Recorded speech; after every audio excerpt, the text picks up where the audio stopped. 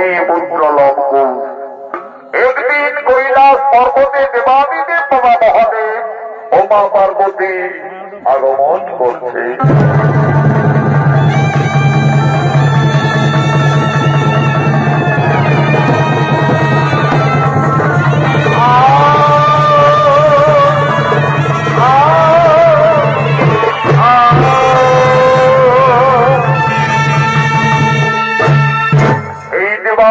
মহাদেবের ভূমিকায় অংশ নিতে নৃত্যশিল্পী জিতে কৈবর্ত।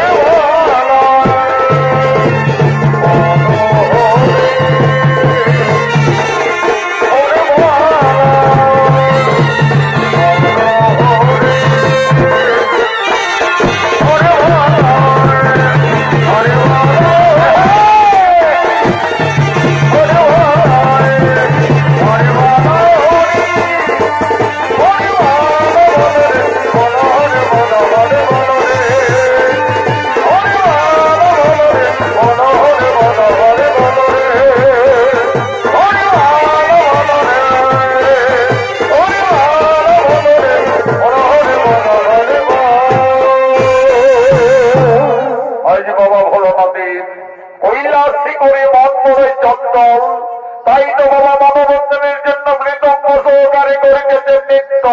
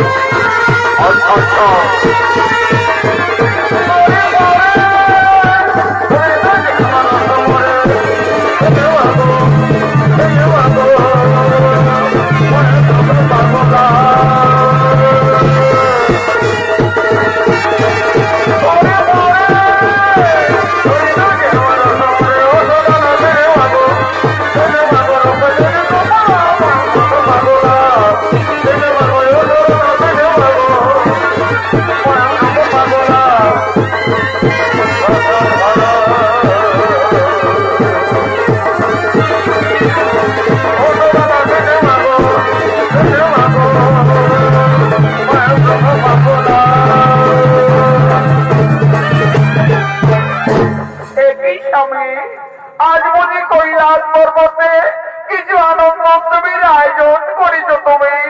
ভ্রান্ত ধারণায় মনপানতালা করুণা দেবী, আজ আমার কৈলাসী করে মন পড়ে চঞ্চল, তাই তো দেবী মৃদঙ্গ সহকারে।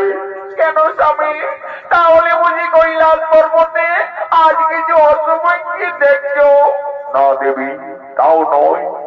আজ মর্তধামে শ্রী নারায়ণ তার রাম অবতারে তার সহধর্মিনী লক্ষ্মী স্বরূপিণী দেবী সীতাকে আজ অকালে দিতে চলেছে বনবাসে।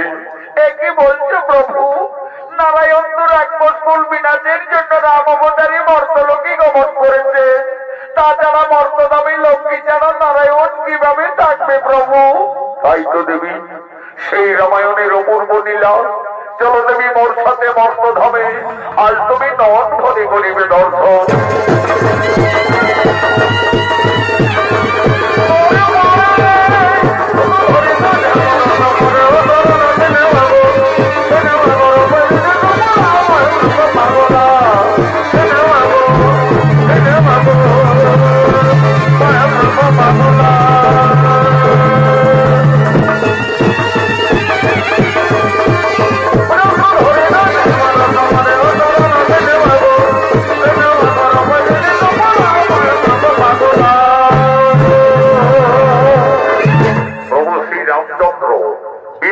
অভিশাপে পিতৃসত্য পালনার্থে 14 বৎসরের জন্য বনবাসে গমন করেছিলেন।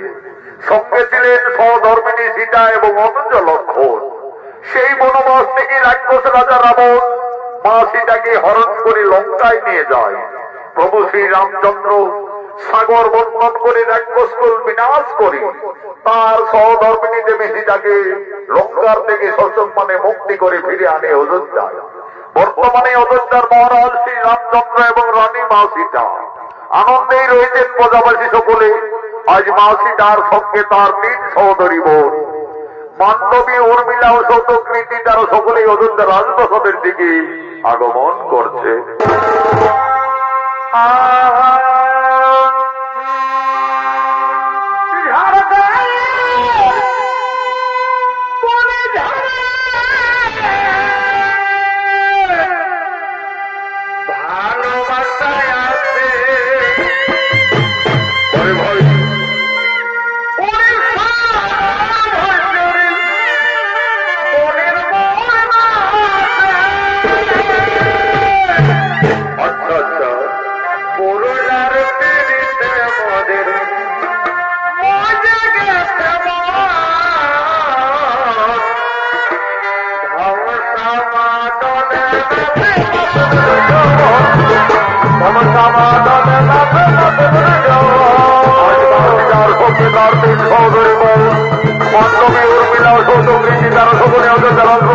আগমন করেছে।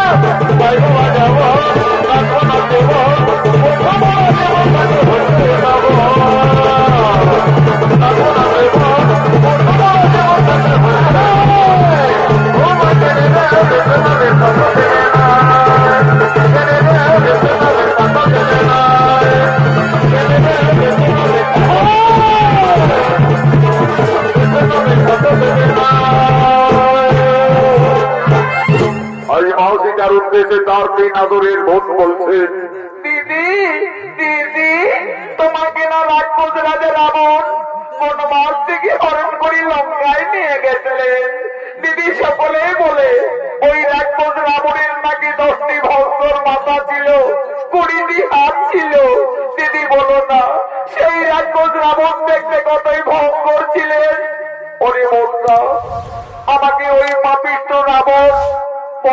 থেকে হরণ করে লঙ্কায় নিয়ে গেছিলেন দিকে, কিন্তু আমি কোনদিন নন করি ওই রাক্ষস রাজা রাবণকে দর্শন করেছিলাম মা। তবে আমাকে যেদিন আকাশ পথে হরণ করে নিয়ে যায় লঙ্কায়, আমি সেই দিন সমুদ্রের জলে ওই ভয়ঙ্কর দানবের রূপটি দেখেছিলাম।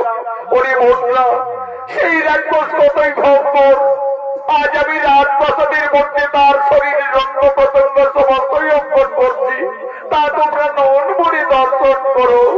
বাসিটা রাক্ষস রাজা রাবণ দেখতে কতই ভয়ঙ্কর ছিলেন, আজই অযোধ্যা রাজপ্রাসাদের মধ্যে তার 10টি ভয়ঙ্কর রাক্ষসের মাথা, 20টি হাত, শরীরের অঙ্গ প্রত্যঙ্গ একের পরে কম্পন করতে লাগলেন। সেই সময় মা সীতা 15 মাসের গর্ভবতী ছিলেন। মা সীতার মনে নিদ্রার আকর্ষণ জেগে উঠল। সেই রাক্ষসের ছবি অঙ্কন করতে করতে মা জানকী তার উপরেই নিদ্রা যাপন করিলে। দিদি, মান্ডবী দিদি, ওই দেখো আমাদের সীতা দিদি রাক্ষস রাবণের ছবি অঙ্কন করতে করতে নিদ্রান্বিত হয়ে গেলেন। আমাদের সীতা দিদি 15 মাসের গর্ভবতী, তার বিশ্রামের খুবই প্রয়োজন। চলো দিদি, ততক্ষণে আমরা রাজপ্রাসাদের অন্তরালে যাই। চলো।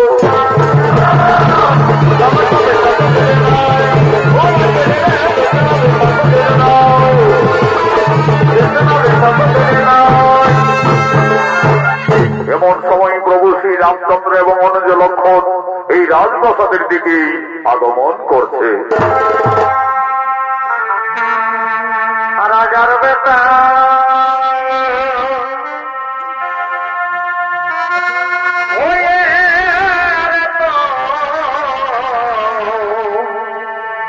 রাজার বেটা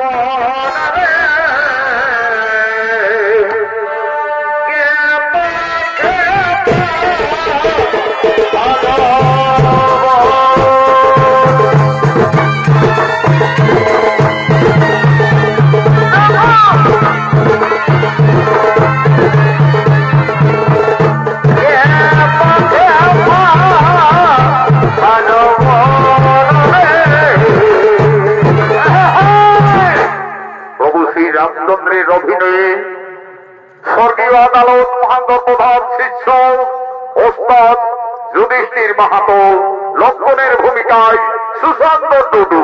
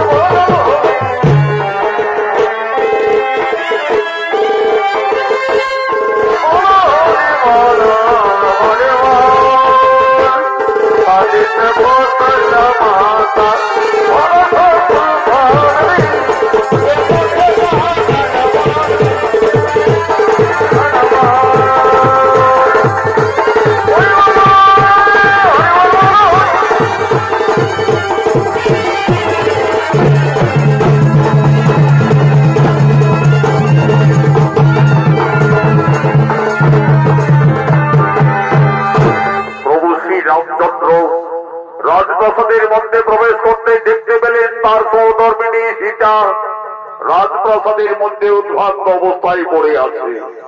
এ কি, আমার সীতা ওইভাবে রাজপ্রাসাদের মধ্যে পড়ে রয়েছে কেন? প্রভু শ্রী রামচন্দ্র এগিয়ে এসে দেখলেন রাক্ষস রাজা রাবণের ছবি অঙ্কন করে তার উপরে তার স্ত্রী নিদ্রা যাপন করছে। এ কি, সীতা ওইভাবে লঙ্কেশ্বর রাবণের ছবি অঙ্কন করে রাজপ্রাসাদের মধ্যে অবতরণ করে রয়েছে কেন? না না না না না না না, তা হতে পারে না, তা হতে পারে না। সীতা কেন রাক্ষস রাবণের উপরে বিরাজমান?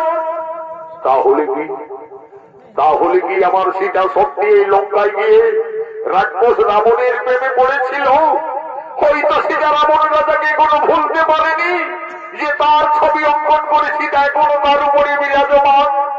না না না না না না, আমার সীতা অসতী, এই সীতা কলঙ্কিনী, যার জন্য আমরা দুই ভাই দিবা রাত্রি মনে মনে কেঁদেছি, যার জন্য আমি ওখানে বালিরাজকে হত্যা করেছি, যার জন্য লক্ষ লক্ষ মানুষ সেনা সভ্য করে রাক্ষসকুল বিনাশ করে, যে সীতাকে লঙ্কার থেকে মুক্তি করে অযোধ্যায় ফিরে এনেছি, আজ সেই সীতা রাবণেরই ছবি অঙ্কন করে রাজপ্রাসাদের মধ্যে নিদ্রা যাপন করছে।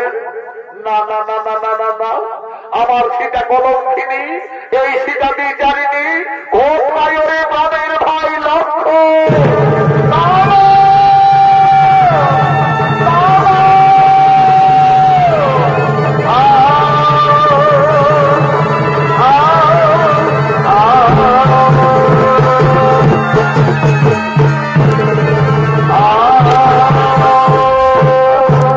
আদেশ করুন দাদা।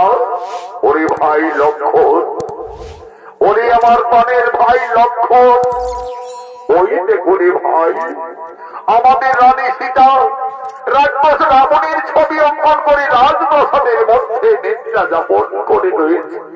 ওরে ভাই লক্ষ্মণ, এই কলঙ্কিনী হয়তো লঙ্কায় গিয়ে রাক্ষস রাবণের প্রেমে পড়েছিল, হয়তো সীতা রাবণ রাজাকে কোনো ভুলতে পারেনি যে তার ছবি অঙ্কন করে সীতা এখনো তার উপরে বিরাজমান। ওরে ভাই লক্ষ্মণ, এই কলঙ্কিনী যদি আমাদের অযোধ্যা নগরে থাকে, তাহলে আমাদের সূর্য বংশের বদনাম হয়ে যাবে রে ভাই, আমাদের রঘুকুলের বদনাম হয়ে যাবে। ওরে প্রাণের ভাই লক্ষ্মণ, এই কলঙ্কিনীর আর আমি মুখ দর্শন করতে চাই না। যাও তুমি এই নিজারিণীকে নিয়ে এসো নির্বাসনে।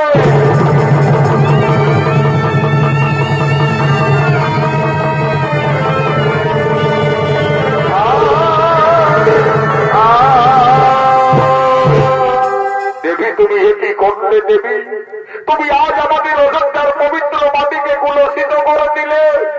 ধীরে ধীরে মা সীতার নিদ্রার আকর্ষণ ভঙ্গ হল। চোখ মেলে চাইতে মা জানকী রাজপ্রাসাদের মধ্যে তার দেবর লক্ষ্মণকে দেখতে পেলে। লক্ষ্মণ, তুমি এখানে? দেবী, তুমি একই করিলে দেবী? তুমি কেন রাজপ্রাসাদের মধ্যে লঙ্কেশ্বর রাবণের ছবি অঙ্কন করলে?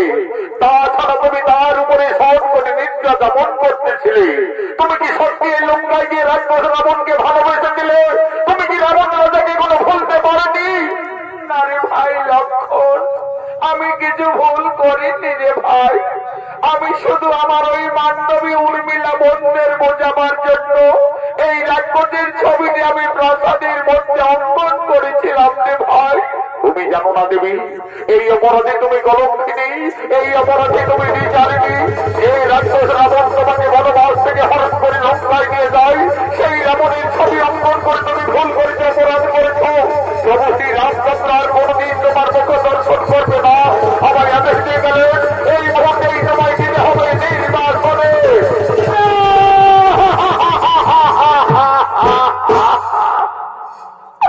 হে প্রভু, হে প্রভু রঘুনাথ, আজ তুমি আমাকে বিনা অপরাধী কলঙ্কিনী সাজালে। হে স্বামী, তুমি তো আমাকে লঙ্কার থেকে ফিরে এনে আমাকে সকলের উপস্থিতিতে অগ্নি পরীক্ষা করিয়েছিলে প্রভু। সবকিছু যেন আজ আমি বিচারিনি। ওরে ভাই লক্ষ্মণ, তোমার দাদা যখন আর আমার মুখ দর্শন করবে না, তাহলে আমার এই অযোধ্যায় থাকা আর কোনো প্রয়োজন হবে না রে ভাই। চলো ভাই, তুমি আমায় দিয়ে এসো নির্বাসনে। বিনা দোষে বনবাসী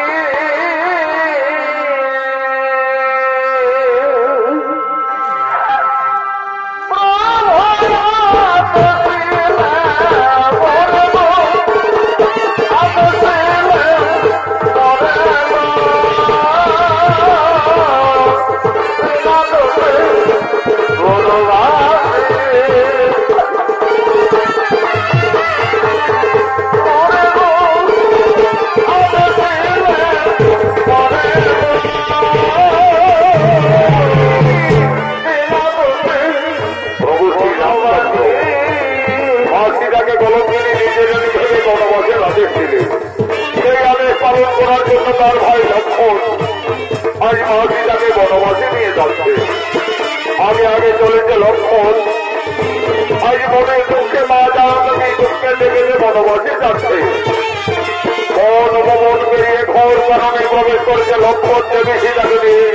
আজ লক্ষণ বলছে, দেবী গো, দেখো দেবী, আমরা তো বনবাসের যথার্থ জায়গায় উপস্থিত হয়ে গেছি দেবী। তুমি তোমার বনবাস জীবনেই জানোই কাটাবে দেবী। তুমি আমাকে অযোধ্যায় ফিরে যাওয়ার অনুমতি দাও দেবী। আমাকে অযোধ্যায় ফিরে যেতে হবে, কিন্তু আমি কিভাবে একটি বর্তমাসের গর্ভবতী নারীকে বনের মধ্যে দিয়ে যাব? তুমি আমায় ক্ষমা করে দাও দেবী, তুমি আমায় ক্ষমা করে দাও।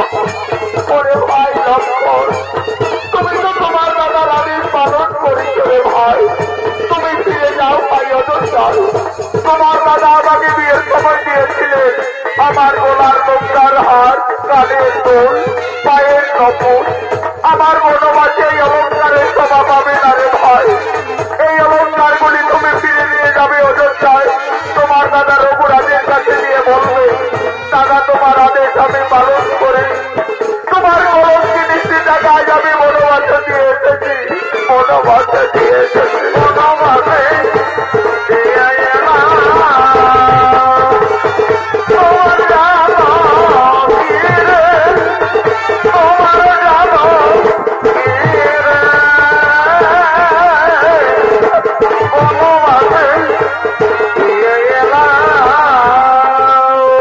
রামচন্দ্র মা সীতাকে বিয়ের সময় যে অলঙ্কার দিয়েছিলেন, আজ মনের দুঃখে মা জানকী বনবাসে কেঁদে কেঁদে গলার মুক্তার হার, কানের দুল, পায়ের নপুর সমস্ত অলঙ্কার লক্ষণের হাতে তুলে দিলে। আজ মা সীতা বলছে, ওরে ভাই লক্ষণ, এই সমস্ত অলঙ্কার নিয়ে তুমি ফিরে যাবে অযোধ্যায়। তোমার দাদা রঘুরাজের কাছে গিয়ে বলবে,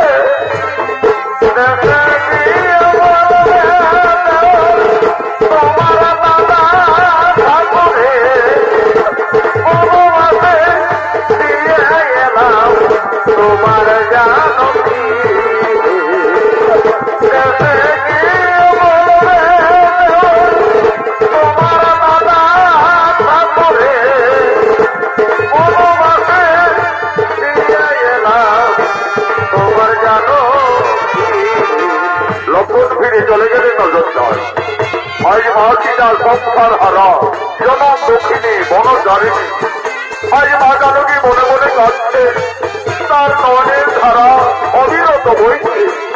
আজ মা সীতা কাঁদছে আর কেঁদে কেঁদে বলছে, হে বিধাতা, হে বিধাতা, আমি এখন কোথায় যাব? এই বনবাসে আমি কি খাবো?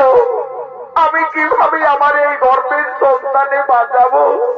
না না না না না, আমি আর কোথাও যাব না। আমার বেঁচে থাকার চেয়ে আমার মরে যাওয়াই ভালো হবে, আমার মরে যাওয়াই ভালো হবে।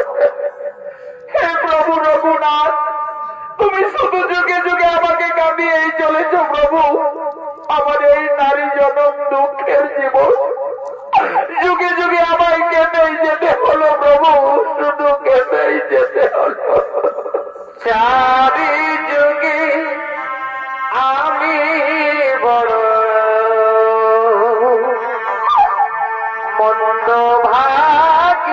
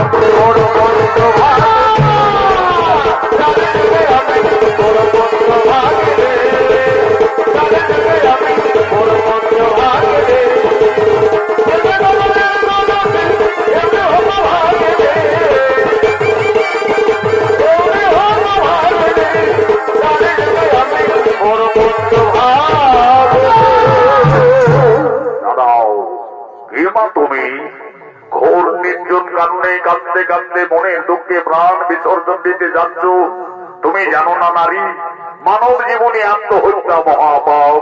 বাবা, আমার বেঁচে থেকে কিছু লাভ হবে না যোগী বাবা। আমার স্বামী আমাকে বিনা অপরাধে কলঙ্কিনী ভেবে আমাকে বনবাসে দিয়েছে বাবা। আমি সংসার হারা জনক নন্দিনী সীতা। মা সীতা, তুমি বনবাসে এসেছো মা? আমি যোগী বাল্মীকি, আমি জানতাম না জানো কি, একদিন না একদিন তোমাকে বনবাসে আসতেই হবে। মা সীতা, তুমি কেঁদো না মা, তুমি কেঁদো না। বিধির বিধান কেউ লঙ্ঘন করতে পারে না মা, বিধির বিধান কেউ লঙ্ঘন করতে পারে না।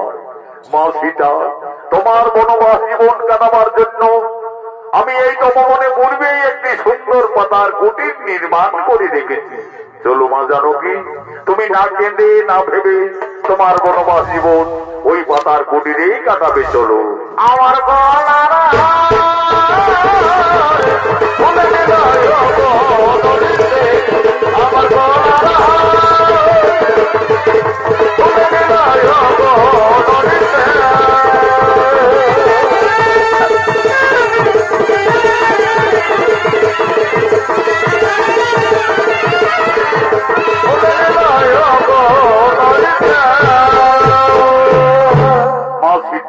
তার বনবাস জীবন যোগী বাল্মীকির তপবনে কাটাতে শুরু করলেন। মা সীতার গর্ভের যখন 10 মাস 10 দিন পূর্ণ হয়ে গেল, সুন্দর একটি পুত্র সন্তানের জন্ম দিলেন। আদর করে যোগী বাল্মীকি সেই ছেলের নাম রাখলেন লব। লব দিনের পর দিন মুনির আশ্রমে বড় হয়। আজ যোগী বাল্মীকি যোগ সাধনার জন্য তপবনের দিকে আগমন করছে।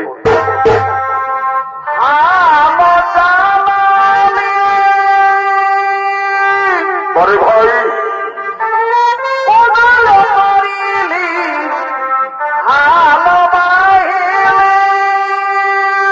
আচ্ছা আচ্ছা,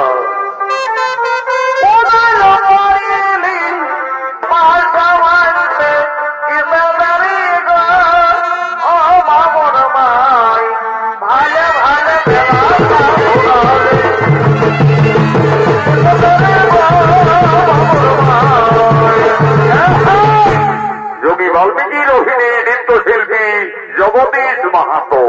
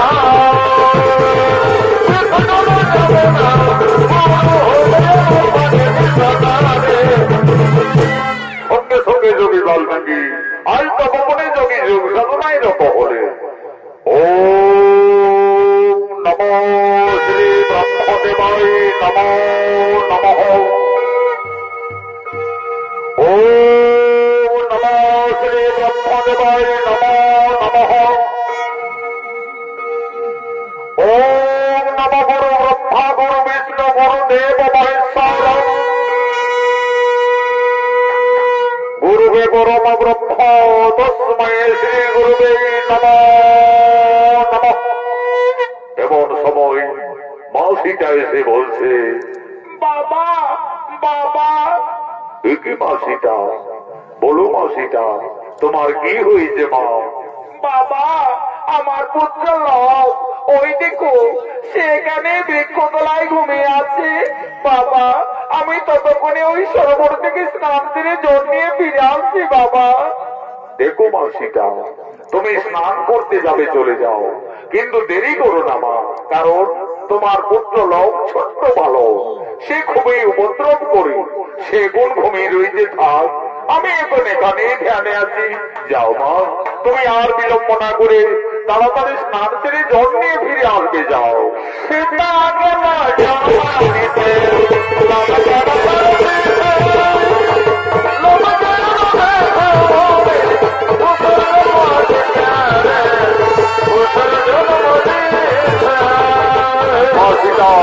সরোবরে স্নান করতে গেলে যোগী বাল্মীকি বসে পুনরায় ধ্যানে।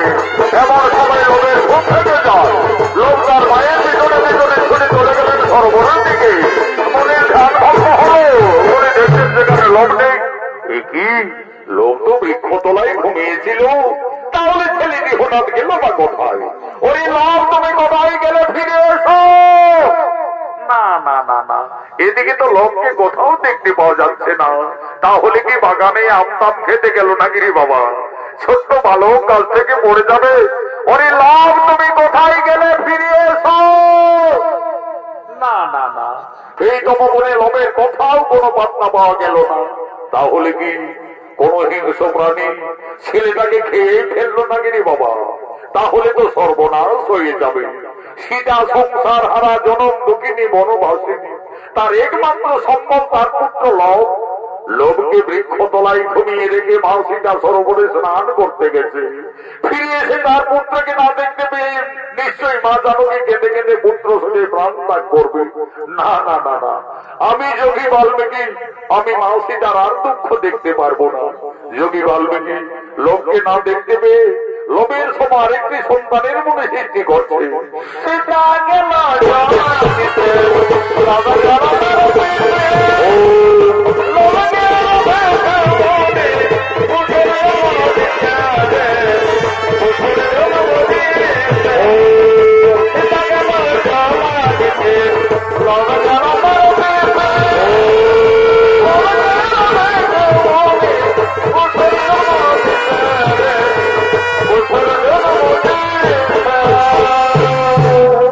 সীতা সরোবর থেকে ফিরে এসে দেখছে লোভের মতো আরেকটি সন্তান সেই বৃক্ষ তলায় ঘুমিয়ে আছে। বাবা বাবা, ওই ছেলেটি আবার কোন ছেলে বাবা? কেন মা সীতা, তোমার পুত্র লব। তুমি এই তো বলে গেলে বাবা আমার সন্তান ঘুমিয়ে আছে, তাকে তুমি দেখো। আমি তো দেখছি মা, তোমার পুত্র তো বৃক্ষ তলায় ঘুমিয়ে আছে। না বাবা, তোমার কথা ভুল হচ্ছে। এই দেখো বাবা, আমার ছেলে তো আমার পিছনে পিছনে সরোবরে ছুটে গেলেন। মা সীতা, আমার ভুল হয়ে গেছে মা, আমি ভুল করে ফেলেছি মা। আমি ভেবেছিলাম লবকে এই তপবনে কোন হিংস্র প্রাণী খেয়েই ফেলেছি। আমি তোমার দুঃখ না সইতে পেরে মা জানকী, আমি যে লোভের মতো আরেকটি সন্তানের সৃষ্টি করেছি মা। লোভ যেমনি তোমার পুত্র আমি সৃষ্টি করেছি, তার নাম রেখেছি কুশ। কুশ হবে তোমার ঠিক তেমনই পুত্র। কুশ কুশ কুশ, তুমি উঠে এসো কুশ। ওই দেখো কুশ, তোমার মাথা দাঁড়িয়ে আছে। যাও কুশ, তুমি তোমার মায়ের কোলে চলে যাও। মা সীতার একটি সন্তান ছিল। যোগী বাল্মীকির আশীর্বাদে মা জানকীর তপবনে 2টি পুত্র হলো। তার 2 সন্তানকে নিয়ে মা সীতা তার বনবাস জীবন আনন্দেই কাটাতে চলেছে।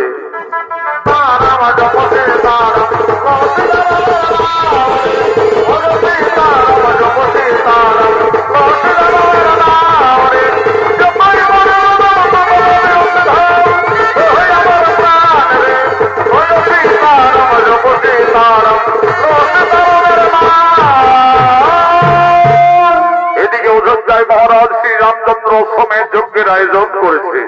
যুক্ত সবাই কোনো কোনো বৈশিষ্ট্য রাজা রামচন্দ্র, ভরত, লক্ষ্মণ, শত্রুঘ্ন সকলেই আগমন করছে।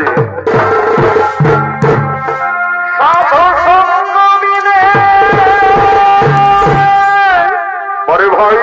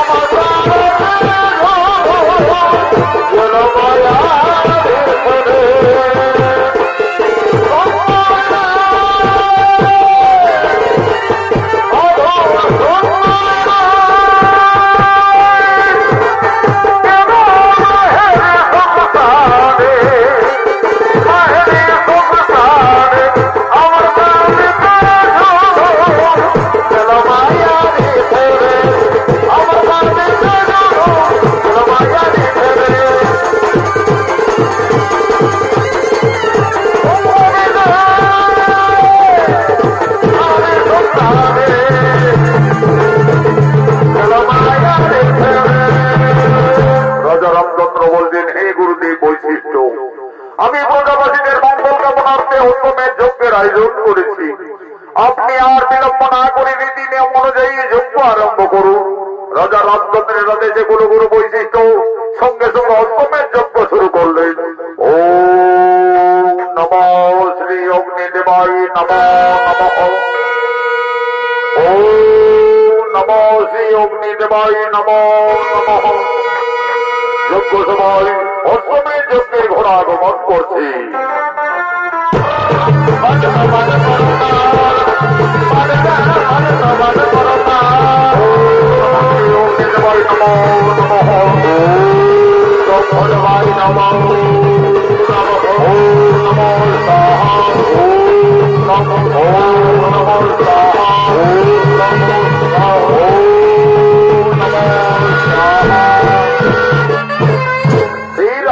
রামচন্দ্র আমাদের অষ্টমের যজ্ঞ প্রায় সমাপনের মুখে, আর বিলম্ব না করে এই অষ্টমের যজ্ঞের ঘোড়ার কপালে সুন্দরভাবে সন্ধান করে লিপিবদ্ধ করুন। এই ঘোড়া রাজা শ্রী রামচন্দ্রের অষ্টমের যজ্ঞের ঘোড়া। এই ঘোড়া যতদূর পরিভ্রমণ করবে ততদূর অযোধ্যার সীমানা বলে পরিচিত থাকবে। আর যদি কেউ বাহু বলে এই ঘোড়াকে বন্দী করে তাহলে রাজা শ্রী রামচন্দ্রের সঙ্গে যুদ্ধ করতে হবে। গুরু গুরু বৈশিষ্ট্যের আদেশে রাজা রামচন্দ্র অশ্বমের যজ্ঞের ঘোড়ার কপালে লিপিবদ্ধ করিলেন। ঘোড়া যজ্ঞস্থল থেকে যাচ্ছে, ঘোড়ার পিছনে পিছনে অযোধ্যার সমস্ত সেনারা যেতে লাগলেন। আমার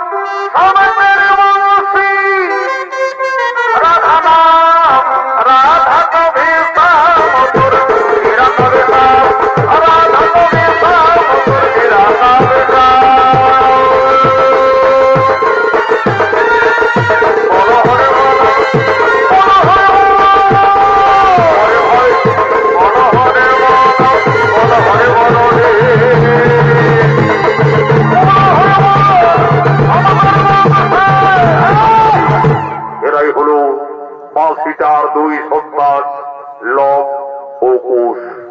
লব কুশ দুই ভাই গুরু বাল্মীকি আশ্রমে অস্ত্র শিক্ষা বিদ্যা শিক্ষা শিখতে শিখতে এখন তারা দুই ভাই অনেক বড় হয়ে যাবে।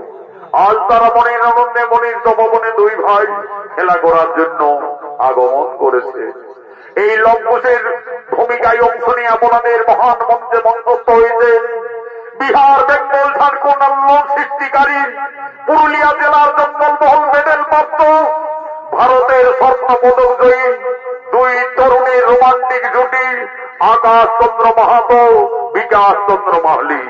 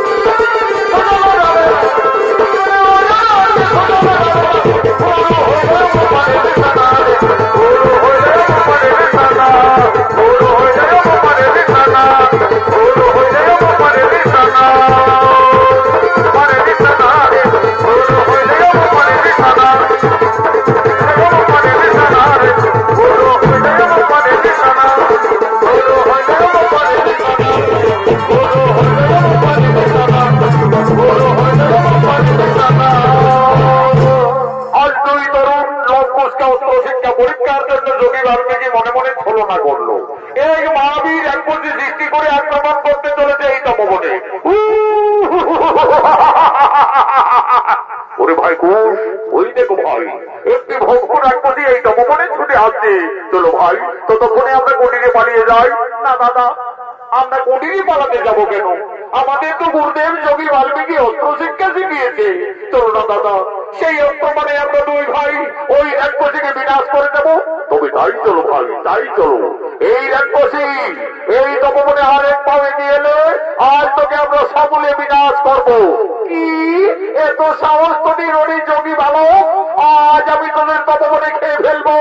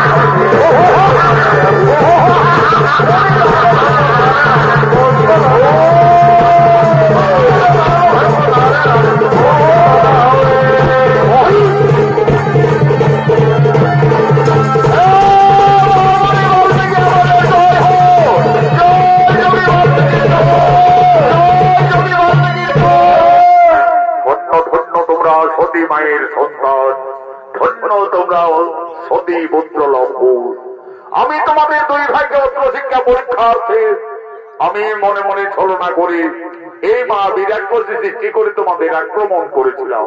ওরে লম্বুস, তোমরা দুইজনের রণশিক্ষায় উত্তীর্ণ হয়ে গেলে। তোমাদের আশ্রমে অস্ত্র শিক্ষা বিদ্যা শিক্ষা সকলেই সম্পন্ন। কালকে আমি তোমাদের ত্রিযোগী দুই ভাইকে মূল মন্ত্র দান করব। কিন্তু দেখো লম্বুস, গুরুবর বাল্মীকি আশ্রমে শিক্ষার পরে যৎকিঞ্চিত গুরুদেবের আশ্রমে গুরু দক্ষিণা দিয়ে আশীর্বাদ দিয়ে নিতে হয়। মনে রাখবে কালকে তোমাদের দুই ভাইয়ের গুরু দক্ষিণার দিন। তাই হবে গুরুদেব, কালকে আমরা আশ্রমে আসার সঙ্গে সঙ্গে আমাদের মাতা জননীর কাছ থেকে আমরা যথার্থই আমাদের গুরু দক্ষিণা নিয়ে আসবো। দেখো লম্বুস, মনে থাকে যেন কালকে তোমাদের দুই ভাইয়ের গুরু দক্ষিণার দিন।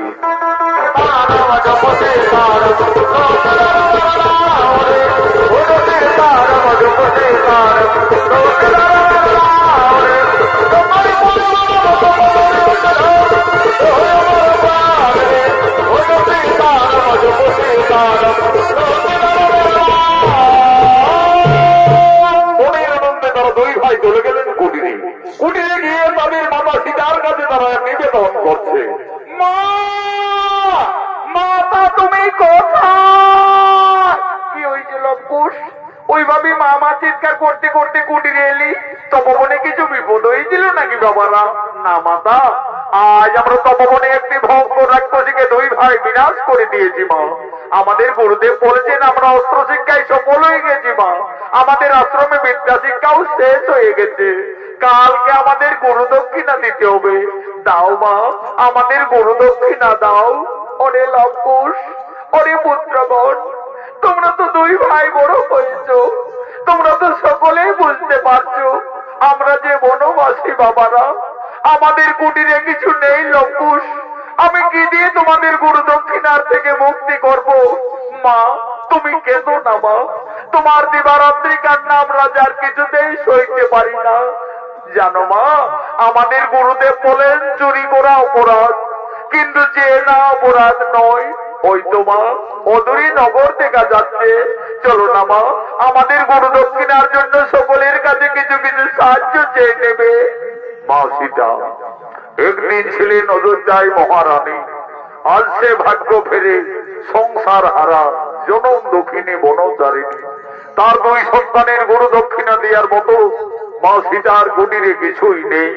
আজ মনের দুঃখে মা জানকী এই নগরের দ্বারে দ্বারে সকলের কাছে করজোড়ে নিবেদন করছে, হে ভক্তগণ, আজ আমি খুবই সংকটে পড়েছি। আমার দুই সন্তানের গুরু দক্ষিণা দেওয়ার মতো আমার কাছে কিছুই নেই। আজ আমি সকলের কাছে করজোড়ে নিবেদন করছি, আপনারা সকলেই কিছু কিছু সাহায্য করে আমার দুই অমর সন্তানের গুরু দক্ষিণার থেকে আপনারা মুক্তি করে দিন, মুক্তি করে দিন।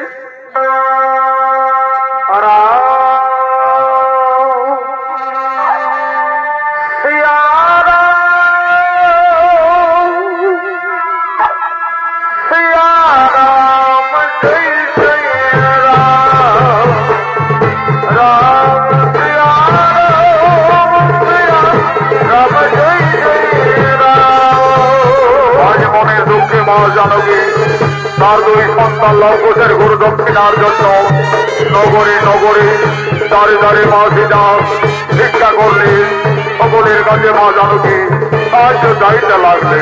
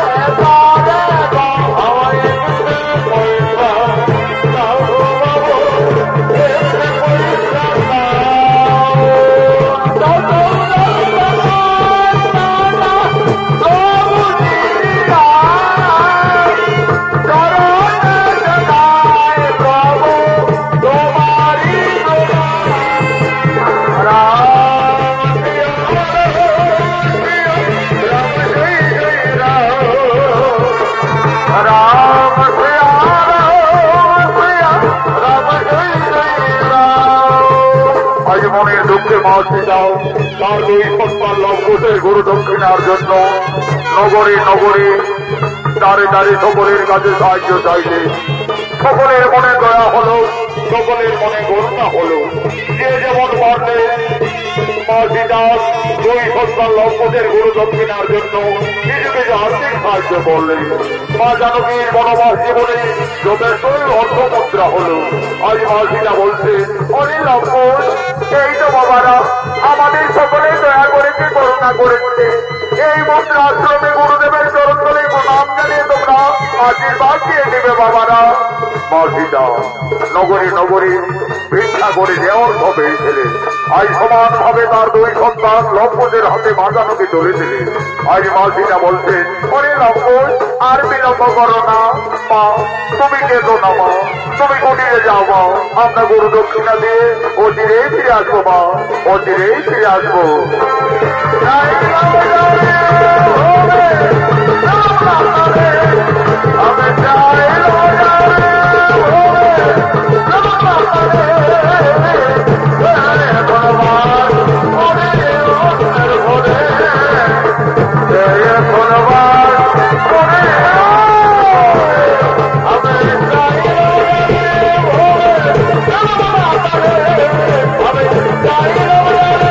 Oh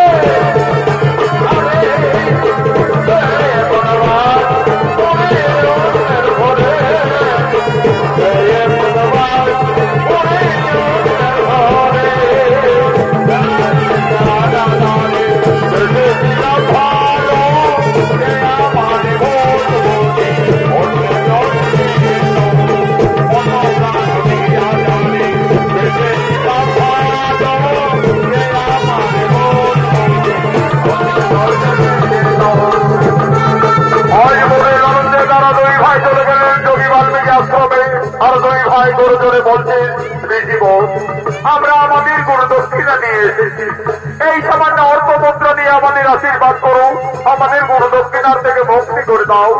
ধন্য ধন্য তোমরা সতী মায়ের সন্তান, ধন্য তোমরা সতী পুত্র লক্ষ। আজ আমি আনন্দিত, আমি তোমাদের কন্যা আশীর্বাদ করব, তোমরা আরো শক্তিশালী হবে, আরো ভয়ঙ্কর যোদ্ধা হবে। এই নাও গুরুদেব, এই নাও আমাদের গুরু দক্ষিণা। হরিলম্বুর আমাকে যে বিশেষ কাজের জন্য কয়েকদিনের মতো এই তপবন ছেড়ে গঙ্গাসাগরে কপিল মুনির আশ্রমে যেতে হবে, আমি এই তপবনে ফিরে আসা না পর্যন্ত তোমাদের দুই ভাইয়ের হাতে এই তপবন রোজগার দায়িত্বভার দিয়ে যাচ্ছে। আমার আদেশ তোমরা পালন করবে, আমি যেন ফিরে এসে এই তপবনে কিছু ক্ষতি না দেখতে পাই। তাই হবে গুরুদেব, আমরা দুই ভাই এই তপবনকে রক্ষা করে যাব, এই তপবনের আমরা কিছু ক্ষতি হতে দেব না।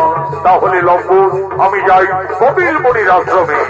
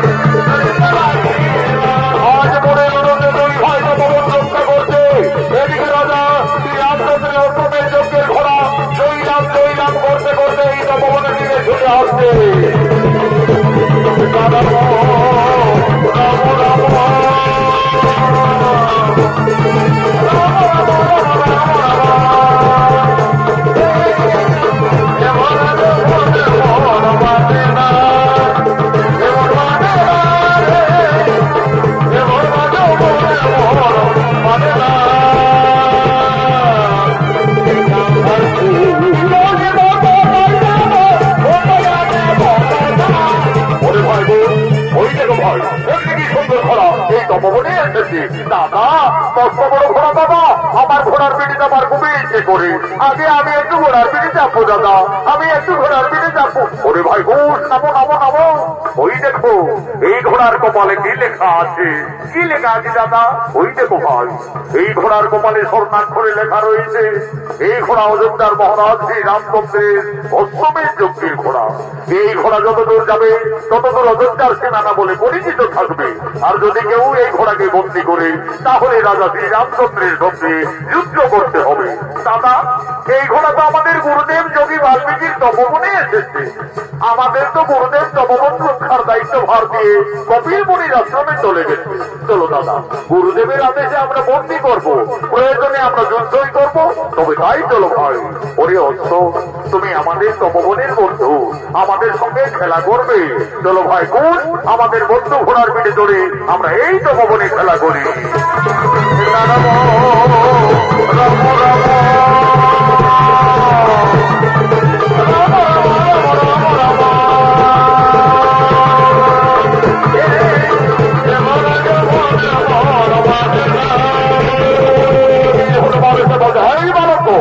তোমাদের এত সাহস হলে কিভাবে? আমার প্রভু শ্রী রামচন্দ্রের রক্তকে এই তপবনে বন্দী করিলে তোমাদের আত্মপরিচয় কি? আমাদের পরিচয় আমরা তো সতী মায়ের সন্তান, দুই ভাই লবকুশ।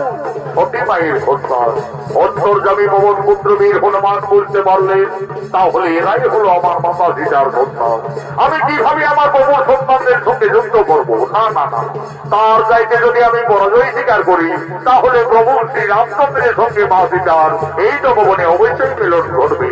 বুদ্ধিমতী হনুমান ছলনা করলেন, এই বালকগণ এই ঘোড়াকে না ছাড়লে এই গোদার আঘাতে তোমাদের শেষ করে দেবো। কি হনুমান, তুমি আমাদের বই দেখাবে? চলে এসো, দেখি কার বাহুতে কত শক্তি আছে।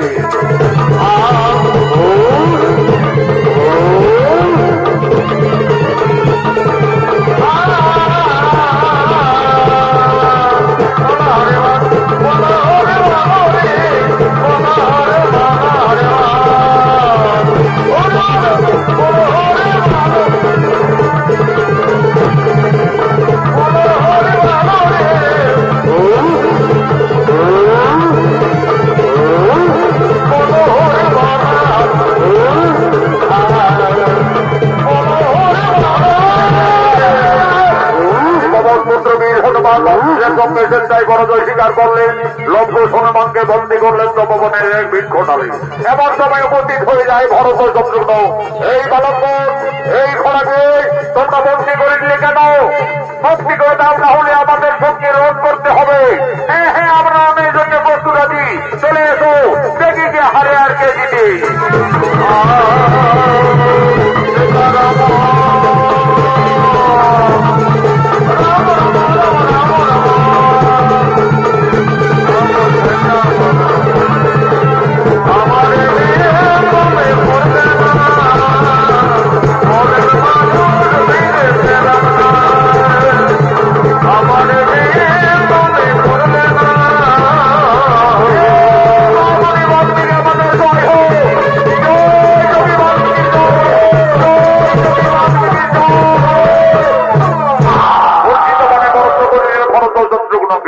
এমন সময় উপস্থিত হয়ে যায় অযোধ্যার মহারাজ শ্রী রামচন্দ্র এবং মনোজ লক্ষণ।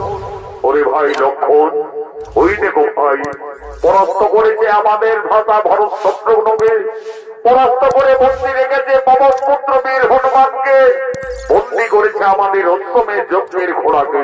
কেমন শক্তিশালী দুই ঋষি বালক! কে বাবা তোমরা? আমরা সতী মায়ের সন্তান, গুরু বাল্মীকি শিষ্য, দুই ভাই লবকুশ। লবকুশ, দেখো লবকুশ, এই ঘোড়াকে বন্দী করে তোমরা ভুল করিলে, এই ঘোড়াকে তোমরা মুক্তি করে দাও বালকগণ। তাহলে তুমি এই অযোধ্যার মহারাজ শ্রী রামচন্দ্র? হে বালকগণ, তোমাদের অনুমান সত্য, আমি অযোধ্যাপতি ত্রিলোক জয়ী রাজা শ্রী রামচন্দ্র। রাজা, ওই ঘোড়ার কপালে লেখা আছে এই ঘোড়া যতদূর যাবে ততদূর অযোধ্যার সীমানা বলে পরিচিত থাকবে। হে বালকগণ, তোমরা তো ঠিকই বলেছ, এই ঘোড়া আমার অশ্বমের যজ্ঞের ঘোড়া। এই ঘোড়া যত দূরেই যাক না কেন ততদূর আমাদের অযোধ্যার সীমানা বলেই পরিচিত থাকবে। রাজা, তাহলে তো বিনা যুদ্ধে এই ঘোড়াকে আমরা তপবন থেকে ছাড়বো না। আমাদের গুরু বাল্মীকি আমাদের তপবন রক্ষার দায়িত্ব ভার দিয়ে কপিল মুনির আশ্রমে গমন করেছেন, তাই তো গুরুদেবের আদেশে বন্দী করেছি। তাহলে তোমরা রণের জন্য প্রস্তুত হয়ে যাও বালকগণ। আমার সঙ্গে যে তোমাদের রণ করতে হবে, আর আমি ত্রিলোক জয়ী, আমার সঙ্গে তোমরা কোনোভাবেই রণে উত্তীর্ণ হতে পারবে না। আমার রণে তোমাদের মৃত্যু হয়ে যাবে। তোমাদের মৃত্যুর সংবাদ পেয়ে তোমাদের পিতা মাতা কতই না দুঃখ পাবে। দেখো বালকগণ, তোমরা কোন ঋষি পুত্র? কে তোমাদের পিতা, কে বা তোমাদের মাতা? আমরা তো আমাদের পিতার নাম জানি না, এইটুকু জানি আমরা সতী মায়ের সন্তান, গুরু বাল্মীকি শিষ্য, দুই ভাই লবকুশ। লবকুশ, তোমরা তোমাদের পিতার নাম জানো না? আমি কিভাবে এই অবোধ বালকদের সঙ্গে রণ করতে পারি? দেখো লবকুশ, তোমরা অবোধ বালক আমার পুত্র সম, যদি একবার আমায় পিতা সম্বোধন করো আমি পুত্র ভেবে তোমাদের ক্ষমা করে দেব। এই রাজা, তোমাকে আমরা বাবা বলতে যাব কেন? তুমি আমাদের বাবা বলো না? আচ্ছা বালকগণ, আমি যদি তোমাদের বাবা বলি তাহলে বিনা যুদ্ধে আমার এই অশ্বকে মুক্তি করে দেবে তো? তা না হয় পরে দেখা যাবে, আগে বলে দেখো তো। আচ্ছা ঠিক আছে বালকগণ, আমি না হয় তোমাদের বাবাই বললাম। এই রাজা, তুমি কাকে বাবা বললে? আমাকে বাবা বললে না আমার দাদা লবকে বাবা বললে? কেন বালকগণ, আমি তোমাদের দুই ভাইকে বাবা বললাম। তাহলে বলো দেখি রাজা, তোমার মায়ের কোটা স্বামী? এই মূর্খ তরুণে ঋষি বালক, তোমরা সাবধান হও, তোমার রাজা শ্রী রামচন্দ্রের রণে উপস্থিত রয়েছ। হে, আমরা সতী মায়ের সন্তান রণকে ভয় পাই না। চলে এসো রাজা সম্মুখ সমরে, বিনা যুদ্ধে না ছাড়িব অশ্বমের যজ্ঞের ঘোড়া।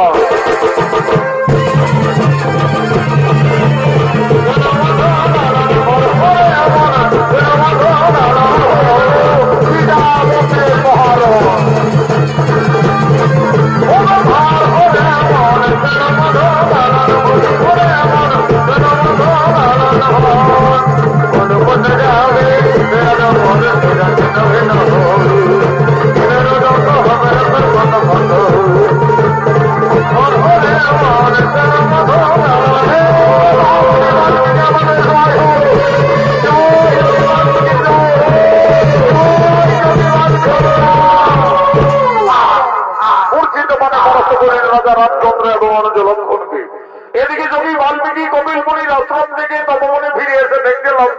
সর্বনাশ করে রেখেছে। ওরে শিষ্যগণ, ওরে লঙ্কুশ, কোথায় তোরা? আমার বর্তমানে এইভাবে তপবনে অত্যাচার। গুরুদেব, গুরুদেব, আমরা তো তোমার আদেশ পালন করে চলেছি গুরুদেব। এই তপবন রক্ষা করতে গিয়ে আমরা সমস্ত যোদ্ধাদের রণে পরাস্ত করে রেখেছি। ঋষি দাদু, ঋষি দাদু, আমরা একটি জান্ত হনুমানকে পরাস্ত করেছি, বন্দি করে রেখেছি। ওরে, তোরা আবার হনুমান নাকি? কোথায় আবার হনুমানকে বন্দি রেখেছ?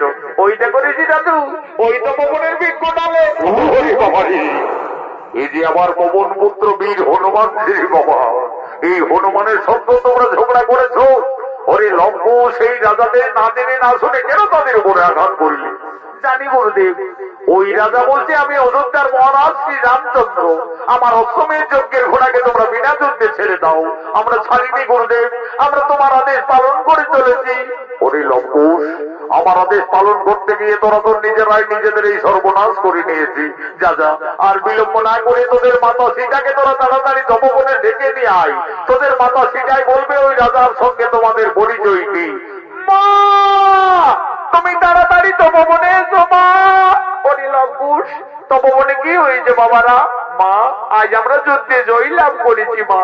একটি জান্ত হনুমানকে মা পরাস্ত করে ওই জঙ্গলের বৃক্ষ ডালে লতায় পাতায় বন্দি করে রেখেছি। ওই লঙ্কুশ, কোথায় কে হনুমান তোমরা বন্দি রেখেছো বাবারা?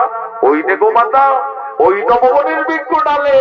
ওরে লঙ্কুশ, এই যে পবন পুত্র, এই বীর হনুমানকে তোমরা কেন বন্দি করিলে বাবারা? লঙ্কুশ, হনুমানকে তোরা তাড়াতাড়ি মুক্তি করে দে। ওই হনুমান একদিন আমার মান রেখেছে, ওই হনুমান আমার জন্য লঙ্কায় কতই না দুঃখ পেয়েছে। দে বাবারা, হনুমানকে তোরা ছেড়ে দে। মা সীতা, ওদিকে তো বৃক্ষ ডালে হনুমানকেই দেখেছ, আর এই দিকে তাকিয়ে দেখো মা, তোমার সন্তানরা, তোমার স্বামী, তোমার দেবরদের সকলকেই রণে জর্জরিত করে রেখেছে। ওরে লবকুশ, এ তোরা কি করিলি বাবারা? তোরা কাদের সঙ্গে রণ করেছ? তোরা তো সকলই সর্বনাশ করে দিলে লবকুশ। আমার হাতের শাখা সীতার সিঁদুর আজ তপবনে সকলে মুছে দিলে বাবারা। বাবা, আমি আমার বনবাস জীবনে তোমার কাছে কোনোদিনই কিছু চাইনি বাবা। আজ আমার দুই অমন সন্তানকে ক্ষমা করে আমার স্বামী এবং দেবরগণকে পুনরায় জীবিত করে দাও বাবা, পুনরায় জীবিত করে দাও। মা সীতা, তুমি কেঁদো না মা, তারা কেউ মারা যায়নি মা, তারা লঙ্কুশের সকলে জ্ঞান হারা অবস্থায় পড়ে আছে। আমি এক্ষুনি কমণ্ডলের জল থেকে সকলের জ্ঞান পুনরায় ফিরিয়ে দেব। ও নমঃ সাহা, ওঠো রাজা শ্রী রামচন্দ্র। ও নমঃ সাহা, ও নমঃ সাহা বীর ভরদ্বাজ। ও নমঃ সাহা, ওঠো শত্রুঘ্ন। হে রাজা শ্রী রামচন্দ্র, তুমি আমার অবর্তমানে আমার এই তপবনে এসে আমার এই দুই তরুণ শিষ্যর সঙ্গে এইভাবে রণ করতে পারো না, এইভাবে যুদ্ধ মানাই না। মনে পড়ে রাজা, একদিন তুমি তোমার রানীকে কলঙ্কিনী ভেবে 5 মাসের গর্ভবতী অবস্থায় বনবাসে দিয়েছিলে। তোমারই ঔরসজাত সন্তান ওই লঙ্কুশ। আরে এই লঙ্কুশ,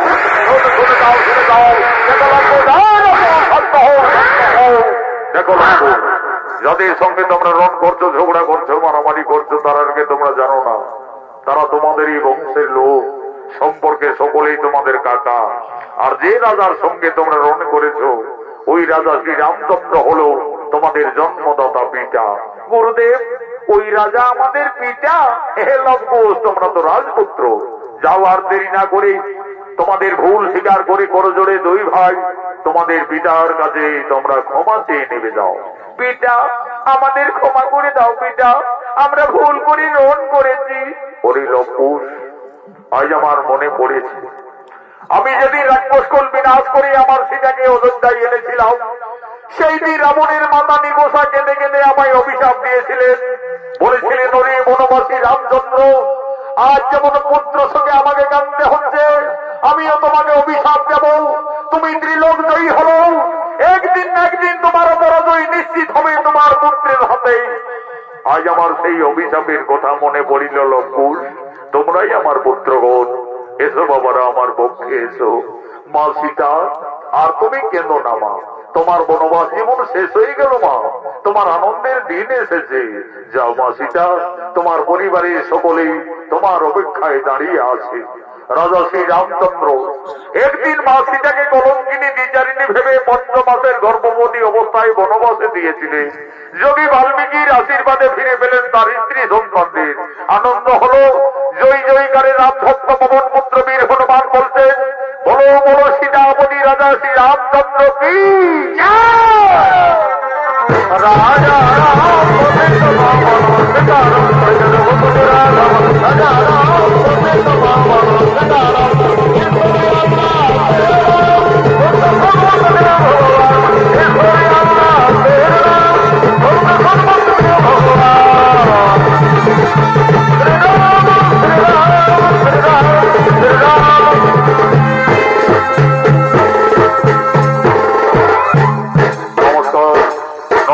মাননীয় দর্শক মন্ডলী, মা ভাই বোনেরা, ভারতীয় জনকল্যাণ জনিত সমিতি ওস্তাদ সনত মাদ্রাস সম্প্রদায়ের দ্বিতীয় নিবেদন, মা সীতার বনবাস হইতে পিতা পুত্রের মহারণ সুনিত্য বলা ঠিকানায় সমাপ্ত করা হলো।